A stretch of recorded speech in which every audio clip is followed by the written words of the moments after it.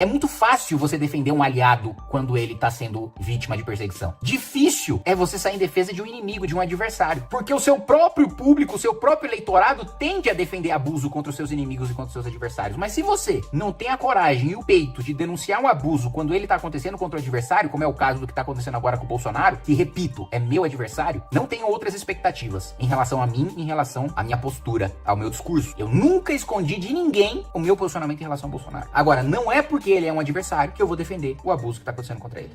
Eu não tenho nenhuma simpatia por Jair Bolsonaro, pelo contrário. Às vezes tem alguns desavisados aí que só acompanharam esse meu segundo mandato, em que eu faço oposição ao PT, porque Lula é o presidente da República. Então eu quero deixar muito claro, não sou bolsonarista e nunca serei. Dito isso, eu preciso falar sobre os recentes abusos do Supremo Tribunal Federal, especialmente do ministro Alexandre de Moraes. Você, primeiro, colocar tornozeleira no Bolsonaro, quando você já está em fases de alegações finais na Procuradoria-Geral da República, e ele já poderia ser preso por uma condenação transitada em julgado, é absolutamente desnecessário, absurdo, ilegal, inconstitucional. Não havia nenhuma chance do Bolsonaro fugir do país ou mesmo se abrigar numa embaixada, porque ele já está sendo vigiado. Se não pela polícia, até pela própria imprensa que acampa em frente à sua casa, porque ele é ex-presidente da República ativo no debate público. E ele já está sem passaporte, ou seja, não há risco de fuga, não há risco de atrapalhar as investigações, que seria outra hipótese aí para uma medida cautelar, eventualmente até para uma prisão preventiva, porque a investigação já acabou, já está na fase de alegação final. Nós já estamos na última etapa do processo penal, as alegações finais por memoriais, em que o Ministério Público, o delator e os réus apresentam a sua última manifestação antes do Supremo Tribunal Federal tomar a sua decisão. Então não havia nenhuma necessidade desse show, desse espetáculo, desse circo em se colocar a tornozeleira no Bolsonaro. Outro ponto, você ameaçar prendê-lo porque ele concede uma entrevista dizendo que se alguém colocar essa entrevista na rede social, ele pode ser preso, é outro absurdo. Como eu posso ser responsabilizado por um ato de terceiro? Como eu posso ser preso, ter a pena máxima do regime jurídico brasileiro, por uma ação de outra pessoa sobre a qual eu não tenho nenhuma responsabilidade? Ou seja, eu concedo uma entrevista, tudo bem, eu tô proibido de usar minhas redes sociais. Tá lá, vamos lá. Vamos conceder que tô proibido e que essa decisão, vamos fingir que essa decisão, né, de não utilizar redes sociais foi uma decisão legal e constitucional, que não foi, mas vamos fingir que tenha sido. Aí eu concedo uma entrevista, né? Aí tá lá, quando você concede uma entrevista coletiva, todos os veículos, e você não tem controle dos veículos que estão fazendo a cobertura daquela sua entrevista coletiva, porque pelo próprio nome ela é coletiva, tem vários entrevistadores. Aí vamos supor, né, que eu concedo uma entrevista para a Folha de São Paulo e a Folha de São Paulo publica nas suas redes sociais, como faz com toda a entrevista praticamente, publica divulgando essa entrevista nas suas redes sociais. Eu sou preso preventivamente por descumprir ordem judicial porque um terceiro publicou nas redes sociais sem que haja nenhuma comprovação de que esse terceiro agiu junto comigo, ou alguém acha que a Folha de São Paulo tá coordenando com o Bolsonaro antes de lançar no seu Twitter uma matéria. O Estadão tá conversando com o Bolsonaro e sendo um proxy, um braço do Bolsonaro, um instrumento do Bolsonaro quando lança uma entrevista dele na rede social. O Metrópolis, a Globo, ridículo, ridículo. Não à toa, foi uma das primeiras vezes em que Alexandre de Moraes voltou atrás, porque até a Globo colocou isso como, a Globo, que é assessoria de imprensa do Supremo e do Palácio do Planalto, colocou isso como um abuso, inclusive contra a liberdade de imprensa, não apenas contra a liberdade individual do Bolsonaro de conceder entrevistas, como liberdade de imprensa. Vamos falar sobre esse caso e também sobre o caso da proibição e manifestação na Praça dos Três Poderes com a expulsão do Hélio Bolsonaro, Hélio Negão, Hélio Lopes, do seu mini acampamento ali, da sua barraquinha em frente ao Supremo Tribunal Federal. Depois que você se inscrever no canal, clicar no sininho para receber as notificações e deixar o seu like. Vamos lá. Não é porque está acontecendo contra um adversário político, até mesmo um inimigo político meu, que é o Bolsonaro, que eu vou defender abuso. Mesmo porque esse abuso amanhã, sem dúvida nenhuma, pode se voltar contra mim. Aliás, pode se voltar no futuro, talvez daqui a 10 anos, 15 anos, contra a própria esquerda. A esquerda acha que vai ter maioria para sempre no Supremo Tribunal Federal. A esquerda se esquece que lá atrás, ela própria criticou o Supremo no Mensalão e na Lava Jato, enquanto ainda o Supremo dava maioria para confirmar as condenações. Ou seja, não é sempre que o Supremo Tribunal Federal garante maioria pro PT, não é sempre, eu tô dizendo na história, pro PT, pra esquerda. Amanhã, nós podemos ter uma maioria de ministros do Supremo de direita. E vamos supor que esses ministros decidam perseguir e atropelar o devido processo processo legal, como está acontecendo agora contra Bolsonaro, contra um esquerdista. Eles vão falar o quê? Se exatamente a mesma coisa está acontecendo agora, e eles estão defendendo, no futuro, se acontecer com eles, uma hipótese, eles vão falar o quê? Vão ter que aceitar caladinhos. Porque se aceitaram contra os seus adversários, depois não tem moral nenhuma pra falar quando o abuso acontecer contra eles. Então não é porque é contra Bolsonaro, e assim, quem não sabe o que eu penso sobre Bolsonaro, pesquise meus discursos e vídeos passados, que eu vou defender abuso. Já começa com uma mudança, né, na própria jurisprudência, no próprio entendimento do Supremo Tribunal Federal. O Supremo Tribunal Federal tinha restringido o foro privilegiado para dizer que o foro privilegiado só é aplicado, primeiro, mesmo quando você está no mandato, você não tem foro caso o crime não tenha sido cometido no exercício das suas funções, no exercício da função de deputado, no exercício da função de presidente da República. Aí eles restringiram mais ainda, dizendo que mesmo que você cometa o crime no exercício da sua função, a partir do dia em que você perde o mandato, você perde o foro e, portanto, é julgado na primeira instância. Muito bem. Segundo o entendimento do próprio Supremo Tribunal Federal, Jair Bolsonaro deveria estar sendo julgado na primeira instância. Aí eles mudam o entendimento para um entendimento anterior que eles aplicaram no mensalão para dizer, olha, como é um crime de grande gravidade, envolve um ex-presidente da República, ele vai ser julgado no Supremo Tribunal Federal. Pois bem, mesmo assim, mesmo se a gente ignorar essa incoerência do Supremo com a própria jurisprudência, ou em mudar a jurisprudência só para ir atrás do Bolsonaro, ainda assim, o entendimento está sendo diferente daqueles que eles adotaram no mensalão. Porque se a justificativa é de que o crime é importante demais e as figuras envolvidas são importantes demais para serem julgadas na primeira instância, então o caso tem que ser julgado pelo plenário, e não por uma turma, pelo Supremo Tribunal Federal inteiro. Por que excluir parcela de ministros do Supremo de um julgamento que está acontecendo no Supremo porque é relevante? Se é relevante, que seja como no mensalão, e todos os ministros participem, seja julgado pelo plenário. Então, os abusos já começam por aí, na própria origem do processo. E aí você vai analisar o processo, os acusados, incluindo Bolsonaro, não têm acesso a todos os autos, não têm acesso a todo o inquérito, não têm acesso a todas as provas produzidas contra ele. Isso, meu amigo,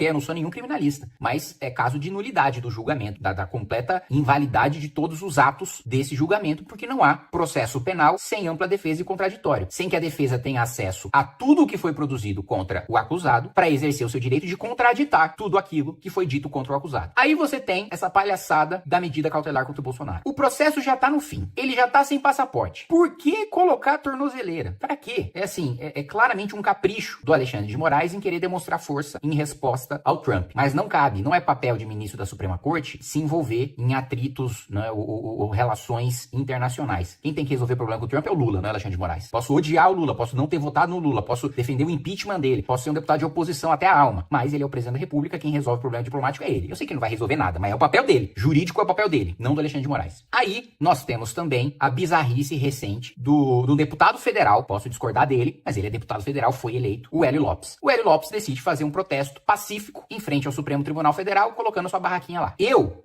fiquei acampado 27 dias em frente ao Congresso Nacional, em área de segurança nacional, para protestar pelo impeachment da Dilma. Naquela época, o Supremo Tribunal Federal não falou nada. O Supremo Tribunal Federal deixou, como deveria deixar sempre, segundo a própria jurisprudência, manifestações pacíficas acontecerem na esplanada, né, na Praça dos Três Poderes. Um deputado federal, na época não era deputado federal, era um mero militante, tinha 19, 20 anos de idade. Um deputado federal eleito não pode fazer uma manifestação pacífica e silenciosa em frente ao Supremo Tribunal Federal. Uma democracia pressupõe que decisões judiciais, administrativas, políticas, legislativas, todas possam ser questionadas. Todas possam ser alvo de protesto. Ainda mais por um deputado federal que é eleito para isso, que possui um status legal e constitucional de representar o seu eleitor. Porque o eleitor não tem tempo de ficar indo toda hora para Brasília ficar protestando contra abuso. O deputado federal é eleito para isso. Não satisfeitos em mandar tirar o Hélio, e ainda vai o próprio governador cumprir a ordem do Supremo. Você vê o nível de sujeição, de submissão. O governador com tanto medo, porque vamos supor que o governador manda a polícia militar lá tirar o Hélio não quer sair, a polícia não consegue tirar ele. Vamos supor que uma multidão se juntasse e não deixasse tirar o Hélio de lá. Por que o governador foi lá pessoalmente? Isso é medo. É medo de ele mandar a polícia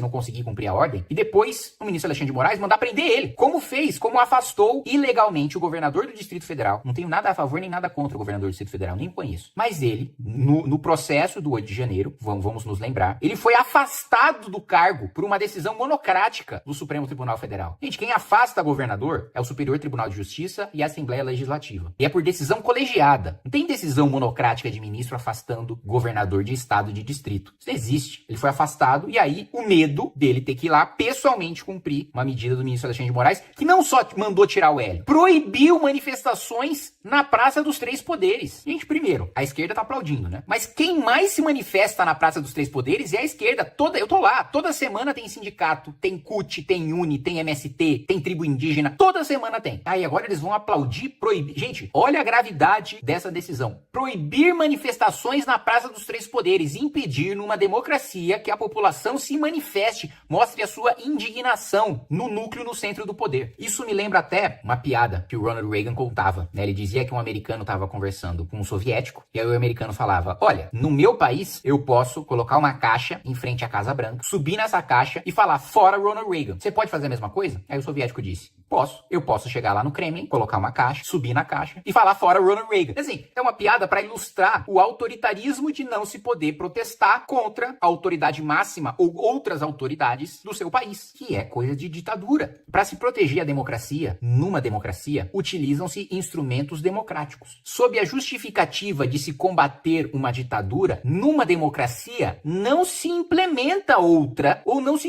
utiliza de instrumentos autoritários para combater o autoritarismo. Senão, você está dando um remédio com a justificativa de curar aquele paciente, mas na verdade você está matando aquele paciente. É o seguinte, ó, tô com uma dor na perna, doutor. Aí o doutor vai lá e corta a sua perna fora. É isso que está acontecendo. Aí você pode me perguntar, mas e aí você, Kim, você é deputado federal? O que você vai fazer em relação a isso? Gente, tudo que eu posso fazer em relação a isso, eu já fiz e eu faço. O primeiro movimento a ingressar com pedido de impeachment de um ministro do Supremo Tribunal Federal desde a redemocratização chama-se Movimento Brasil Livre. Eu assinei essa peça. Tá lá meu nome. Assim, existem pedidos de impeachment protocolados pela MBL, quase que se encontra a Suprema Corte inteira. Agora, quando foi pautado na CCJ fim de decisão monocrática, eu votei. Quando foi pautado ser crime de responsabilidade usurpar a competência do Legislativo, eu votei. E esse é o meu papel. Inclusive, eu proponho há muito tempo a solução para isso, que é tirar o Supremo do Judiciário, que é ser uma corte autônoma, que não julga pessoas, julga apenas leis. Tem que separar essa concentração de poder de você julgar os políticos que te fiscalizam ao mesmo tempo em que você julga leis. Isso nunca vai dar certo em nenhum lugar do mundo. Só aqui nós temos essa concentração de poder. Esse é o cerne do problema. Isso é como nós solucionamos estruturalmente o problema. Independentemente de quem esteja no poder, independentemente da composição da Suprema Corte, é assim que se soluciona o problema. Agora, isso não resolve no curto prazo, isso é uma medida de longo prazo, que envolve uma reforma constitucional. No curto prazo, quem é responsável por tomar uma atitude em relação ao Supremo Tribunal Federal? O Senado. Eu não tenho o poder de abrir CPI contra ministro do Supremo. Eu não tenho o poder de iniciar processo de impeachment contra ministro do Supremo. Quem você votou para senador? Eu não tenho nem idade para ser senador, não posso nem me candidatar. Quem você votou para ser senador? Em quem o seu senador votou para presidente do Senado? Porque os senadores bolsonaristas votaram um sujeito chamado Davi Alcolumbre. Você que nem é deputado, você que não é senador, você tinha alguma expectativa de que Davi Alcolumbre responsabilizasse algum ministro do Supremo Tribunal Federal? Não, né? Você pode ser um cidadão comum, cuja vida não é a política, como é o meu caso, o caso dos congressistas, de senadores e deputados, mas você sabe dessa obviedade, né? Você acha que o seu senador não sabia disso? O seu senador de direita não sabia disso na hora de votar no Davi Alcolumbre?